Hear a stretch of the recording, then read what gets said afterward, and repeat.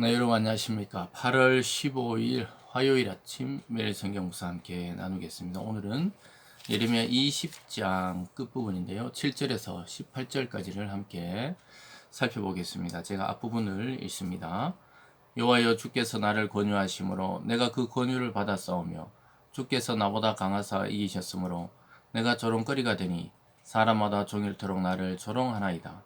내가 말할 때마다 외치며 파멸과 멸망을 선포하므로 여호와의 말씀으로 말미암아 내가 종일토록 치욕과 모욕거리가 됨이니이다. 내가 다시는 여호와를 선포하지 아니하며 그의 이름으로 말하지 아니하리라 하면 나의 마음이 불붙는 것 같아 골수에 사무치니 답답하여 견딜 수 없나이다. 아멘. 오늘 본문의 내용을 중심으로 예레미야의 심정이라는 제목으로 말씀을 증거하겠습니다. 예레미야는 하나님의 말씀의 임재를 통해 예언을 하고 나서 그야말로 그의 인생은 꼬여버렸습니다. 평범하게 살 수 없게 되었고, 어제 살펴본 대로 그는 그 하나님 말씀을 전했다는 그 행동 때문에 오히려 옥에 갇히고 감금되고 매맞게 되었다는 사실입니다. 사실 선지자라면은 존경받고 존중받는 그러한 이스라엘의 지도자였는데, 예레미야는 오히려 거짓 선지자라는 소리를 듣고 나라를 멸망시키고 또 팔아먹으려고 하는 매국노라는 이야기를 듣게 될 정도로 그는 굉장한 공격을 받았던 것이죠. 그러고 나서 오늘 예레미야는 소명에 충성하자니 정말로 너무나 고통스럽고, 또 하나님 말씀을 거역하자니 자기 마음속에 하나님 말씀을 전해야 한다는 마음이 불처럼 타오른다고 이야기하고 있습니다. 이것이 예레미야의 상태입니다. 진퇴양난이라 그러죠. 앞으로 갈 수도 없고 뒤로 빠질 수도 없는 그런 상황에 선지자는 처해 있는 것입니다. 하나님의 말씀이니 전하지 않을 수는 없고, 또 자기가 겪는 그 고통은 너무나 고통스러워서 도망가고 싶고, 이러한 심정을 오늘 하나님께 그대로 드러내고 있는 것을 보게 됩니다. 사랑하는 여러분, 우리도 이럴 때가 있죠. 이 신앙과 삶의 갈등, 또 신앙과 현실의 괴리, 이런 것 때문에 방황하거나 고민하거나 또 신앙을 포기하려고 하거나 이런 경험들을 아마 누구나 한 번쯤은 할 것입니다. 오늘 예레미야의 심정을 통해서 우리가 하나님 말씀을 붙들고 현실을 산다는 것이 얼마나 어려운 일인가, 또 그것이 어렵지만 가치 있는 일인가를 깨닫기를 원합니다. 선지자의 정확한 심정이 이렇게 나오죠. 8절에 보면 내가 말할 때마다 외치며 파멸과 멸망을 선포하므로 여호와의 말씀을 말미암아 내가 종일토록 치욕과 모욕거리가 됨이니이다. 자기는 하나님의 말씀을 그대로 전했을 뿐인데 예루살렘은 멸망한다, 이제 포로로 끌려간다, 하나님의 채찍이 시작되었다, 징계가 시작되었다, 이런 이야기를 선포하니까 다 싫어한다는 거예요. 다 자기를 죽이려고 하고 없애려고 하고 미워한다고 이야기하고 있습니다. 그런데 자기는 날마다 치욕스럽다는 거예요. 모욕스럽다는 거예요. 어디 숨어버리고 싶다는 것입니다. 근데 놀랍게도 그러면 그럴수록 하나님의 이 말씀을 바르게 전해야 된다는 것은 마음속에 불이 붙듯이 또 바른 말씀이 올라온다는 거예요. 9절이죠. 내가 다시는 여호와를 선포하지 아니하며 그의 이름으로 말하지 아니하리라 하면 나의 마음이 불붙는 것 같아서 골수에 사무치니 답답하여 견딜 수 없나이다. 그래서 뭐 치욕과 모욕거리가 되느니 자기는 그냥 선포하지 않고 입을 다물고 있든지 도망가야 되겠다, 이렇게 생각하면 어떻게 된다고요? 마음에 불이 붙는다는 거예요. 이 말씀을 전하지 않으면 견딜 수 없는 거예요.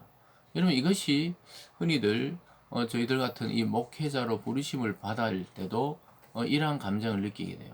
자기의 이성적으로는 목회의 길을 간다는 것, 또 하나님 말씀을 증거하는 뭐 선교사라 또는 전임 사역자가 되고 이런 거에 대해서 불편해요. 부담을 느낍니다.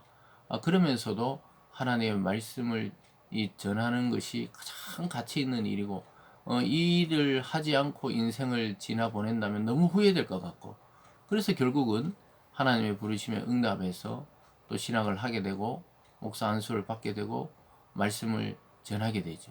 사람들에게 인기가 있든 없든, 또 요즘 세상에서는 교회나 목회자가 때로는 조롱거리가 되든 그 상관없이 우리 마음속에 말씀을 증거하지 않으면 답답한 거예요. 다른 일을 하고는 견딜 수 없는 마음이 막 솟아납니다. 이 예레미야의 심정을 목회를 해보면 잘 알게 됩니다. 그저 피하고 싶고 또 쉬고 싶고 도망가고 싶을 때가 많지만 하나님은 그 자리에 세워놓는 거예요. 그러니까 여러분 성도들도 마찬가지입니다. 그냥 조용히 혼자 성경 읽고 조용히 혼자 묵상하고 이렇게 살고 싶은데 또 예배로 나가고 또 예배에서 들은 말씀에 은혜가 받아서 주위에 그 복음을 전하려고 하는 마음이 막 그러기 싫은데 그 생기고 또 전할 때가 있죠.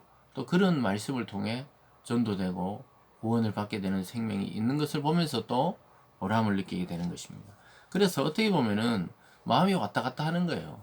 이 예레미야 선지자가 위대한 선지자지만 이 그의 감정은 우리와 똑같다는 겁니다. 고난받고 요거도 먹고 또 죽임을 당할 것 같고 이게 두려우니까 그만 입을 다받아야 되겠다 하는데 마음에 불이 붙어서 그 말씀을 증거하지 않고는 못 견딘다는 것이죠. 그래도 주위에서 계속 자기를 비방한다는 거예요. 10절에 나는 무리의 비방과 사방이 이 두려움을 들었나이다. 그들이 이르기를 고사하라. 우리도 고사하리라. 하며 내 친한 벗도 내가 다 실족하기를 기다리며 그가 혹시 유혹을 받게 되면 우리가 그를 이기어 우리 원수를 갚자 하나이다. 온갖 사방에서 자기 친한 벗이었던 사람까지 이제 실족하기를 기다리면서 저거 빈틈을 봐서 제거해야 된다고 이야기하고 있다는 것이죠. 얼마나 마음 아픈 일입니까?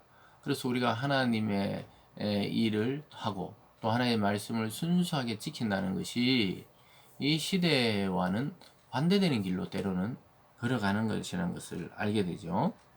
11절 끝에 보면요. 그들은 지혜롭게 행하지 못함으로 큰 치욕을 당하오리니 그 치욕은 길이 잊지 못할 것이니이다. 의인을 시험하사 그 폐부와 심장을 보시는 만군의 여호와여 나의 사정을 주께 아뢰었사온즉 주께서 그들에게 보복하심을 나에게 보게 하옵소서. 그래서 이제는 보복해달라는 겁니다.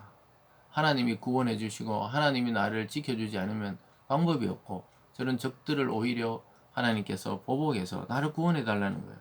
13절도 마찬가지입니다. 여호와께 노래하라. 너희는 여호와를 찬양하라. 가난한 자의 생명을 행악자의 손에서 구원하셨음이니라.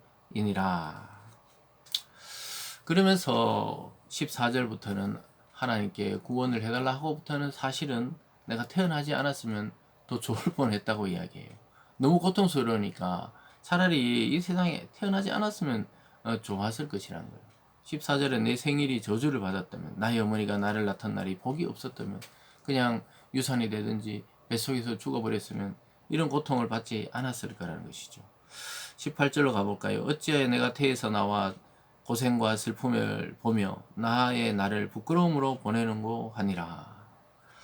사랑하는 여러분, 예레미야는 지금 고통의 나날을 보내고 있다는 거예요.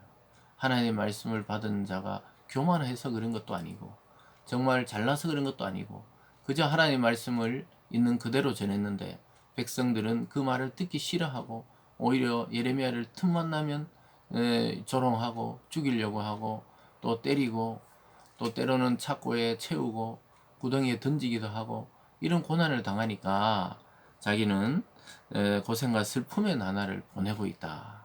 사랑하는 여러분, 우리가 하나님을 따르고 바르게 순종할 때 때로는 이러한 오해와 고난을 받을 수 있다는 사실을 기억하시면서 그래도 우리가 하나님의 말씀에 끝까지 순종해서 수많은 사람을 주님께로 돌이키게 하는 그러한 축복과 구원의 도구가 되기를 주님의 이름으로 축원합니다. 기도하겠습니다.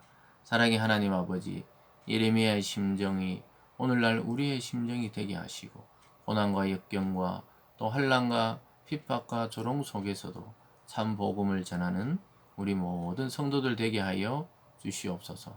감사드리며 예수님 이름으로 기도드리옵나이다. 아멘.